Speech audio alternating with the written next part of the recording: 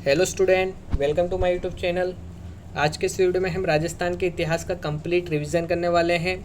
राजस्थान के इतिहास का हम शॉर्ट नोट्स के फॉर्म में रिवीजन करने वाले हैं। तो सबसे फर्स्ट में यहाँ पे आपको देखने को मिल रहा है आरएस प्री का सिलेबस। ये वीडियो सभी कम्पिटिटिव एग्ज़ाम जिसमें राजस्थान का इतिहास आता है उनके लिए बहुत इंपॉर्टेंट है। आप सीईटी देख सकते हैं, इस वीडियो में आपका राजस्थान का इतिहास है वो कंप्लीट कवर अप हो जाता है शॉर्ट नोट्स फॉर्म में। तो आपको ये क्लास देखनी चाहिए। ये सभी एग्ज़ाम कम्पिटिटिव एग्ज़ाम के स्टूडेंट के लिए बेनिफिट्स है। सबसे फर्स्ट में राजस्थान के इतिहास को 3 पार्ट में बांटा जाता है: प्राचीन इतिहास, मध्यकालीन इतिहास व आधुनिक इतिहास। प्राचीन इतिहास में हमें राजस्थान के इतिहास के स्रोत प्लस प्राचीन सभ्यता देखने को मिलती है। मध्यकाल में हमें प्रमुख राजवंश देखने को मिलते हैं। आधुनिक काल में हमें 1857 की क्रांति, किसान आंदोलन, जनजातीय आंदोलन, प्रजामंडल एकीकरण ये देखने को मिलता है। तो सबसे फर्स्ट में हम स्टार्ट करते हैं राजस्थान के बेसिक परिचय से।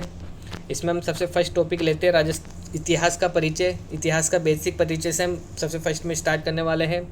तो जो घटनाओं का क्रमबद्ध रूप से अध्ययन किया जाता है उसको इतिहास कहा जाता है। ये सब बेसिक बातें हैं, हम इसको डिटेल में नहीं पढ़ने वाले हैं।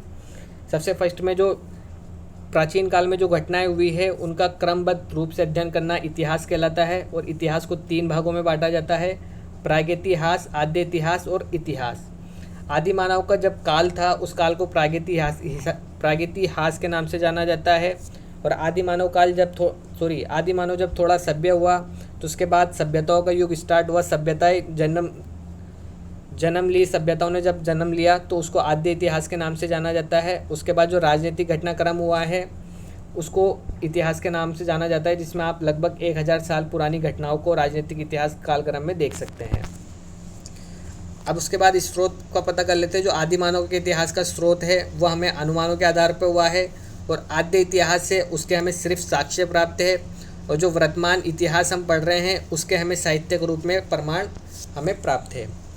उसके बाद औजारों के क्रम में इतिहास को पढ़ते हैं। तो जो औजार है उनके क्रम में इतिहास को 4 भागों में बांटा गया है: पाषाण युग, ताम्र युग, कांस्य युग, लोहा युग। पत्थर के युग को पाषाण युग, तांबे के युग को ताम्र युग, कांस्य के युग को कांस्य और लोहे के लोहिया युग को। तो जो सभ्यताओं का जन्म हुआ है वह नवपाषाण युग के अंदर हुआ है।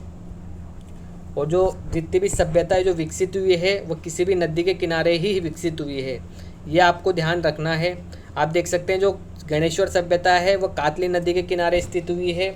और इसी प्रकार से सभी सभ्यताएं आपको किसी न किसी नदी के किनारे ही देखने को मिलती है। भारत में प्रमुख सभ्यता हड़प्पा कांस्य युगीन सभ्यता को माना जाता है। और जो राजस्थान में सभ्यताओं का जन्म है वह ताम्र पाषाण युग में हुआ था। राजस्थान में जो सभ्यता है वो अपने उत्कर्ष पे ताम्र युग में गई थी। और राजस्थान की जो सबसे प्राचीन सभ्यता है वो बागोर की सभ्यता तिलवाड़ा है। इसको राजस्थान की सबसे प्राचीन सभ्यता माना जाता है। और राजस्थान की में ताम्रयुगीन सभ्यताओं की जननी गणेश्वर सभ्यता को कहा जाता है। ये एग्जाम में आपको कई बार देखने को मिलता है। उसके बाद देख सकते हैं आप इतिहास का पिता किसे कहा जाता है, तो हेरोडोटस को इतिहास का पिता कहा जाता है। और भारत के इतिहास का पिता किसे कहा जाता है, तो वेद व्यास को भारत के इतिहास का पिता कहा जाता है।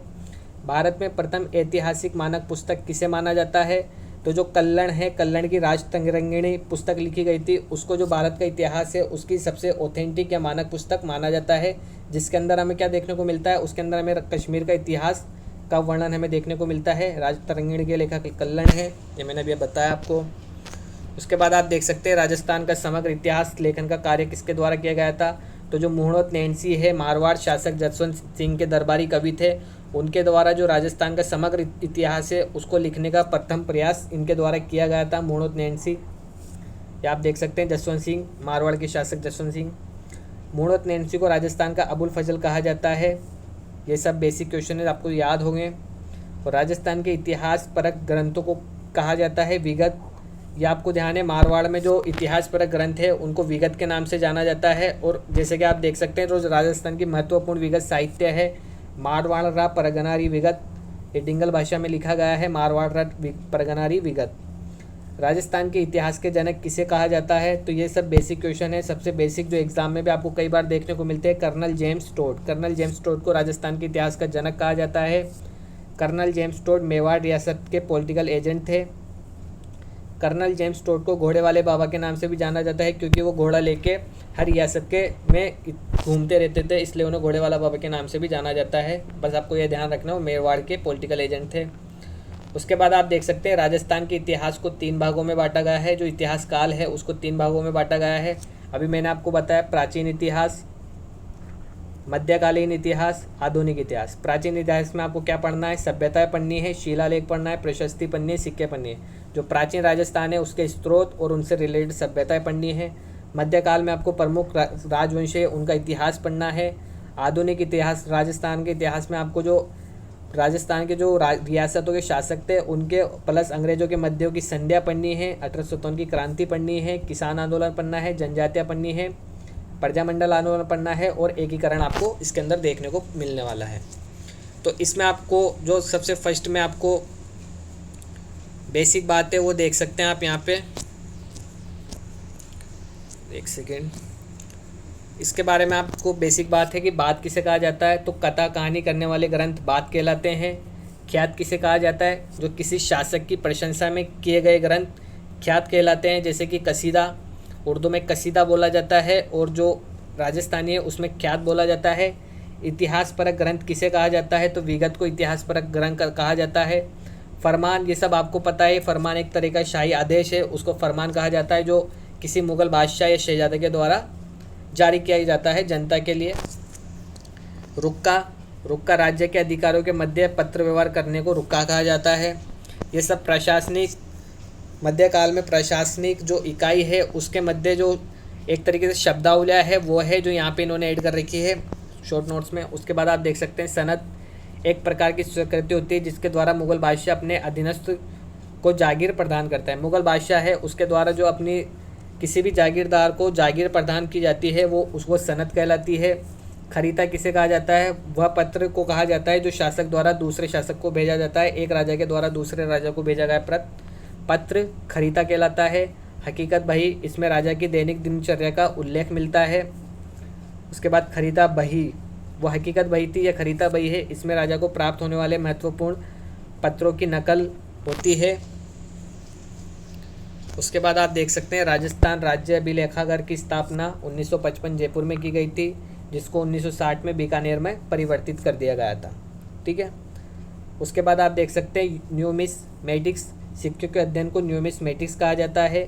एपिग्राफी, जो अभिलेख है उनके अध्ययन को एपिग्राफी कहा जाता है। जो शिलालेख है, पत्थर पे उत्कीर्ण शब्दों का जो अध्ययन किया जाता है उसको एपिग्राफी कहते हैं। पेलियोग्राफी किसे कहा जाता है, जो लिपियों के अध्ययन को पेलियोग्राफी के नाम से जाना जाता है। और पेलियंटोलॉजी, जो जीवाश्म में जो हमें प्राप्त हुए हैं जीवाश्म, उनका अध्ययन पेलियंटोलॉजी कहलाता है। तो इस प्रकार से बेसिक शब्दावलियाँ थी जिनके बारे में हमने पढ़ लिया है और इतिहास का परिचय और बेसिक बात हमने डिस्कस कर ली है। उसके बाद हम स्टार्ट करते हैं सभ्यताएं, जिसमें आपको फर्स्ट सभ्यताएं स्टार्ट करने वाले हैं, जिसमें आपको लगभग सभी सभ्यताएं हम डिटेल में पढ़ने वाले हैं। सबसे फर्स्ट में सभ्यता, उनका जिला, नदी, खुदाई करता हुआ सन एक ही जगह पे आपको देखने को मिल रहे हैं। सबसे प्राचीन सभ्यता हमने बात की थी बागोर। बागोर ये भीलवाड़ा में स्थित है, कोठारी नदी के संगम पर ये स्थापित की गई थी। और जो इसके जो खुदाई करता थे वो की थी BN मिश्र के द्वारा 1967 में। उसके बाद आप देख सकते हैं आहाड़ उदयपुर में, उदयपुर जिले में स्थित सभ्यता है और ये आयड़ या बेड़ज नदी के किनारे स्थित है। AK व्यास के द्वारा 1953 में इसकी खुदाई की गई थी। बेराट जयपुर में स्थित है, बाणगंगा नदी के किनारे स्थित है। दयाराम साहनी के द्वारा 1987 में इसकी खुदाई कार्य करवाया गया था। गणेश्वर सभ्यता जो पहले सीकर में स्थित थी, अब ये गणेश्वर नीमका थाना में आ गई है, जो कातली नदी के किनारे स्थित है। इसकी खोज R.C. अग्रवाल के द्वारा 1977 में की गई थी। कालीबंगा हनुमानगढ़ में है, घग्गर नदी के किनारे जो आंतरिक अफवाह की नदी है उस नदी के किनारे कालीबंगा सभ्यता विकसित हुई और इसकी खोज BB लार व BK थापर के द्वारा 1952 में की गई। ये सभी क्वेश्चन जो हम पढ़ने वाले हैं ये हर एक पॉइंट आपको हर एग्जाम में देखने को मिल चुके हैं। बालाथल उदयपुर में स्थित है, जो बनास नदी के किनारे स्थित थी। BN मिश्र के द्वारा 1993 में इसकी खुदाई की गई थी। नोह भरतपुर में थी, जो रूपा रेल नदी के किनारे स्थित है। R.C. अग्रवाल ने 1963 में इसकी खुदाई की थी। गीलोंड राजसमंद में है, बनास नदी के किनारे स्थित है। BB लाल ने 1957 में इसकी खुदाई की थी। रंगमहल भी हनुमानगढ़ में घग्गर नदी के किनारे देखने को मिलती है। स्वीडिश दल के द्वारा 1952 से 53 के मध्य में इसकी खुदाई का कार्य किया गया था। इसमें आप देख सकते हैं जो कालीबंगा है, रंगमहल है और पीलीबंगा, ये सभ्यता हनुमानगढ़ जिले में है और बाकी सभी अलग अलग जिलों में स्थित है, वो आप देख सकते हैं। इसमें हम सबसे फर्स्ट में पढ़ने वाले हैं बागोर सभ्यता। वही बागोर सभ्यता भीलवाड़ा जिले में स्थित है। बनास या जिसको कोठारी नदी भी कहते हैं, उसके किनारे ये सभ्यता विकसित हुई। बागोर राजस्थान की सबसे प्राचीन सभ्यता है। ये हमने स्टार्टिंग में भी पढ़ा था। बागोर सभ्यता को राजस्थान में पाषाण युगीन सभ्यता के नाम से जाना जाता है। और बागेर सभ्यता का जो प्रमुख उपस्थल है वो ओजियाना भीलवाड़ा में ही स्थित है। जो इसका प्रमुख उपस्थल है, दूसरा स्थान है वो ओजियाना है जो भीलवाड़ा में स्थित है। और बागोर सभ्यता के समक्ष राजस्थान की एकमात्र सभ्यता है तिलवाड़ा की सभ्यता जो बाड़मेर में स्थित है। उसके बाद आप देख सकते हैं इसकी खुदाई करता कौन थे, तो इसकी खुदाई करता BN मिश्रा के द्वारा इसकी खुदाई का कार्य किया जाता है। और आदिम संस्कृति का संग्रहालय कहा जाता है बागोर को आदिम संस्कृति का संग्रहालय कहा जाता है। और मानव द्वारा बनाया गया पहला औजार कुल्हाड़ी वह भी इसी सभ्यता से हमें प्राप्त हुआ है। उसके बाद हम नेक्स्ट सभ्यता देख सकते हैं बालातल सभ्यता। बालातल सभ्यता जिला उदयपुर में स्थित है और बनास नदी के किनारे स्थित थी। इसका जो उत्खनन का कार्य किया गया था वो किया गया था BN मिश्र के द्वारा। यहाँ से हमें क्या क्या प्राप्त हुए हैं, तो यहाँ से हमें प्राप्त हुए हैं तांबे के बर्तन, आभूषण के साक्ष्य हमें मिले हैं। सांड व कुत्ते की मृत मूर्तियाँ हमें देखने को मिली है, मिट्टी की मूर्तियाँ। बालातर में लोहे गलाने की 5 भट्टियाँ हमें प्राप्त हुई है। राजस्थान में कपड़ों के साक्ष्य 2 सभ्यताओं से प्राप्त हुए हैं। एक तो बालातल से जो उदयपुर में स्थित है, दूसरी बेराट से जो जयपुर में स्थित है।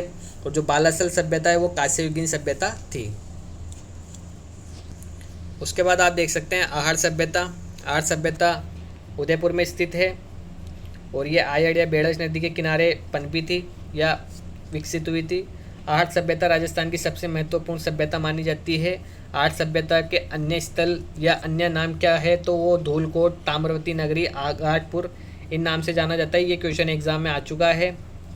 उसके बाद आप देख सकते हैं आहड़ को पहले आहार के नाम से जाना जाता था, पर धीरे धीरे इसका नाम परिवर्तित होकर आहार से आहाड़ हो गया है। इसके अंदर हमें गौर और कोट नाम के जो अनाज भंडार है वो पात्र हमें इसके अंदर प्राप्त हुए हैं। इसके अंदर भी हमें तांबे की कुल्हाड़ियाँ प्राप्त हुई है। और इस सभ्यता की जो खुदाई करता थे वो थे अक्षय कीर्तिवाज व HD साकलिया के द्वारा इसकी खुदाई का कार्य किया गया था। आहड़ सभ्यता दक्षिण पश्चिमी राजस्थान की सभ्यताओं का केंद्र मानी जाती है। इस सभ्यता के अंदर हमें एक ही घर से 6 जूलों के प्रमाण मिले हैं। तो इस हिसाब से हम अनुमान लगा सकते हैं कि इसके अंदर हमें संयुक्त परिवार देखने को मिलता था। उसके बाद हमें इसके अंदर जो पत्थर की चक्की है आटा पीसने की वो हमें प्राप्त हुई है। सिल लोडी हमें प्राप्त हुई है, मसाला पीसते हैं वो सिल लोडी हमें यहाँ से प्राप्त हुई है। बिना हत्थे के छोटे जलपात्र थे, बर्तन थे, वो हमें यहाँ से प्राप्त हुआ है। और जो यूनानी देवता था अपोलो, उसकी मुद्राएं हमें आहड़ सभ्यता से प्राप्त हुई है। ये क्वेश्चन भी एग्जाम में देखने को मिल चुका है। उसके बाद आती है हमारी नेक्स्ट सभ्यता बेराट सभ्यता। बेराट सभ्यता में हमें देखने को मिलता है ये जो जयपुर में स्थित है और बाणगंगा नदी के किनारे सभ्यता का विकास हुआ। बेराट सभ्यता महाकाव्य युग की सभ्यता मानी जाती है। इसमें हमें जो महाभारत के काल के अवशेष देखने को मिलते हैं। और जो राजस्थान में बौद्ध संस्कृति का प्रमुख केंद्र था वो भी बेराट था। सम्राट अशोक का भ्राभु शिलालेख बेराट सभ्यता से प्राप्त हुआ है। भ्राभु शिलालेख में अशोक के बुद्ध मतानुयायी के प्रमाण हमें देखने को मिलते हैं। इस सभ्यता में हमें जनपद काल के जो बेराट मत्स्य जनपद थी उसकी राजधानी विराटनगर थी, वो भी यहाँ पर स्थित है।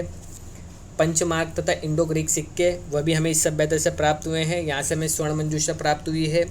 और जो गोल मंदिर है, बुद्ध स्तूप व मठ जिन्हें कहते हैं, वो भी इससे हमें बेराट सभ्यता से प्राप्त हुए हैं।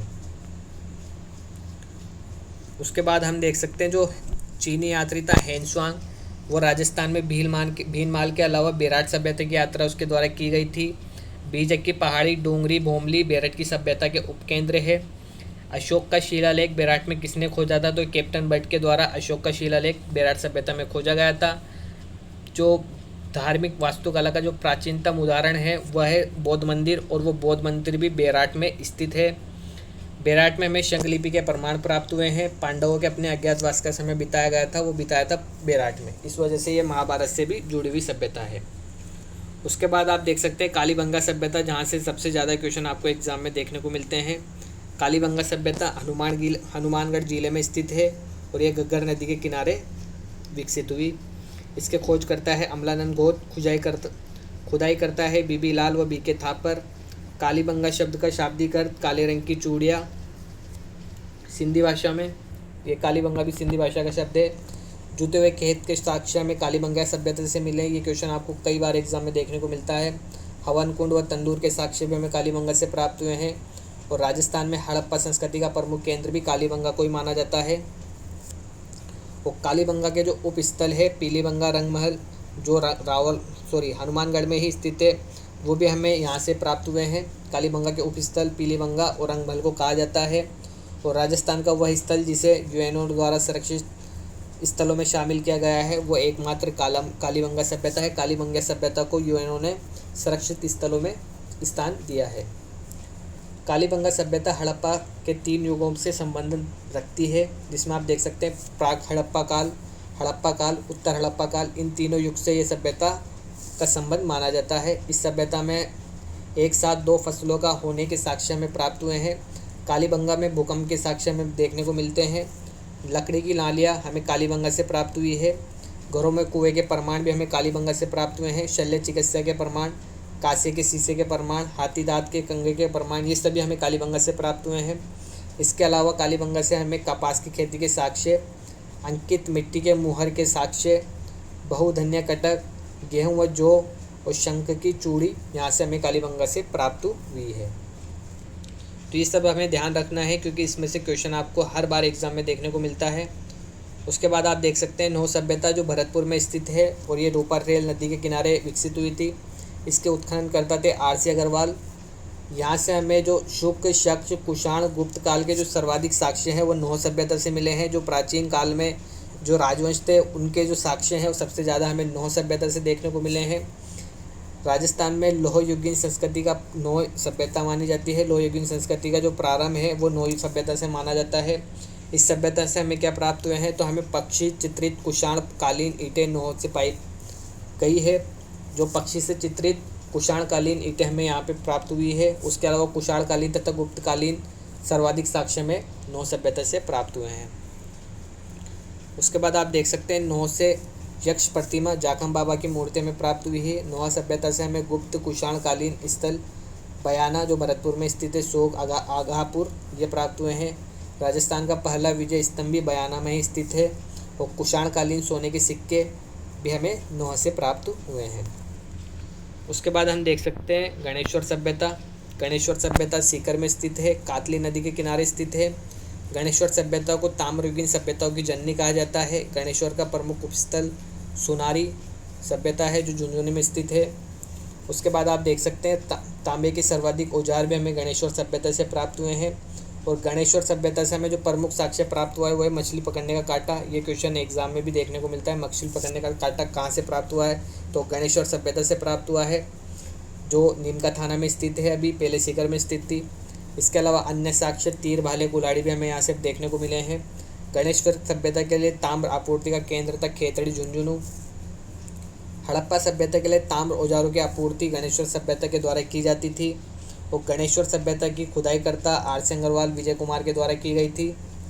उसके अलावा जो पत्थरों से निर्मित बांध है उसके साक्ष्य भी हमें गणेश्वर सभ्यता से देखने को मिलती है। इनके द्वारा कांतली नदी है उस पर पत्थरों से निर्मित बांध बनाया गया था। इसे पुरातत्व का पुष्कर कहा जाता है। गणेश्वर में तांबे की सुइया में प्राप्त हुई है। इसके अलावा अन्य सभ्यताएं देख सकते हैं, जिसमें हमें सिर्फ सभ्यता और उनका स्थान ध्यान रखना है। तो तिब्बतीय सभ्यता में दरा कोटा में देखने को मिलती है। अलाना जालौर में देखने को मिलती है।